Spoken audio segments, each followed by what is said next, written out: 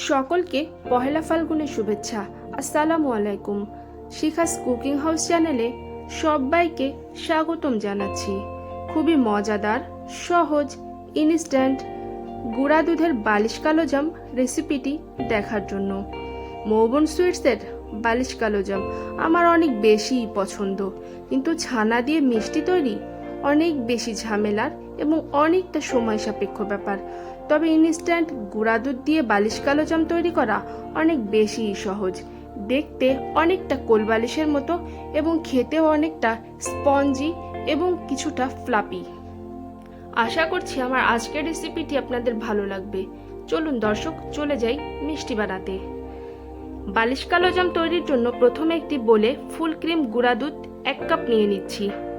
আমি ডানো ব্র্যান্ড নিয়েছি, আপনারা যে ব্র্যান্ডটাই নেবেন চেষ্টা করবেন ভালো মানের ফুল ক্রিম গুঁড়া দুধ দিতে। এতে অনেকটা গুঁড়ো দুধের কারণে মিষ্টিটা খারাপ হয়ে যাওয়ার সম্ভাবনা থাকে। সাথে দিয়ে নিচ্ছি 2 টেবিল চামচ ময়দা, 1 টেবিল চামচ সুজি। আমি সুজিটাকে কাঁচা অবস্থায় নিয়েছি, ভেজে নেবার কোনো প্রয়োজন নেই। বেকিং পাউডার নিয়ে নিয়েছি 1 চামচ আর ঘি নিয়েছি 1 টেবিল চামচ। আমি এখানে ঘি ব্যবহার করেছি, তবে ঘিয়ের পরিবর্তে সয়াবিন তেলও ব্যবহার করা যেতে পারে। ঘি ব্যবহারের কারণে মিষ্টির ঘ্রাণটা খুব সুন্দর লাগে। এই মিশ্রণটাকে এবার ডলে ডলে ঘিয়ের সাথে ঝুরঝুর করে মেখে নিতে হবে। মিশ্রণের সাথে আমি সামান্য হাফ টি স্পুনের মতো রেড ফুড কালার ব্যবহার করছি, তবে লিকুইড কিংবা শুকনো যে কোনো রেড কালার ব্যবহার করা যেতে পারে। কালোজাম মিষ্টিটি বাইরেরটা অনেকটা কালো আর ভেতরের অংশটা অনেকটা লালচেটে হয়ে থাকে, তাই এই ফুড কালারটা ব্যবহার করেছি। আর এই ফুড কালার ব্যবহারের কারণে স্বাদের কোনো হেরফের হবে না। মিষ্টির ডোটা তৈরি করার জন্য আমি এখানে লিকুইড তরল দুধ ব্যবহার করেছি, তবে এখানে দুধের পরিবর্তে নর্মাল টেম্পারেচারে পানিও ব্যবহার করা যেতে পারে। আমি এখানে দুধটা একেবারে ব্যবহার করি নাই, অল্প অল্প দুধ দিয়ে ডোটা তৈরি করে নিতে হবে। মিষ্টিটা তৈরি করার ক্ষেত্রে আমি এখানে কতগুলো টিপস ফলো করেছি। আমার প্রথম টিপস, মিষ্টিটা তৈরি করার জন্য আমি ভালো মানের ফুল ক্রিম গুঁড়া দুধ ব্যবহার করেছি। আমার সেকেন্ড টিপস, গুঁড়া দুধ এবং ময়দার সাথে সামান্য একটু সুজি ব্যবহার করলে মিষ্টির ভেতরটা অনেকটা সফট আর স্পঞ্জি হয়। তবে এখানে সুজি ব্যবহারের ফলে ডোটা তৈরি করার ক্ষেত্রে লিকুইড দুধের পরিমাণ অনেকটা কম বেশি লাগতেও পারে। ডোটা তৈরি করার জন্য আমি এখানে লিকুইড দুধ লাগিয়েছি প্রায় 7-8 চামচের মতো। এবার 2 হাতের তালুতে সামান্য ঘি মেখে নিয়ে তারপর মিষ্টিটা তৈরি করা শুরু করব। অল্প কিছুটা ডো হাতের তালুতে গোল করে নিয়ে চেপে চেপে কিছুটা লম্বাটে আকারে শেপ দিয়ে বালিশ কালোজাম তৈরি করে নিয়েছি। মিষ্টিটা ভাজার সময় যেহেতু কিছুটা ফুলবে আর শিরায় দেওয়ার সময় আরও ডাবল হয়ে যাবে, তাই বেশি বড় না করাই ভালো। আর মিষ্টি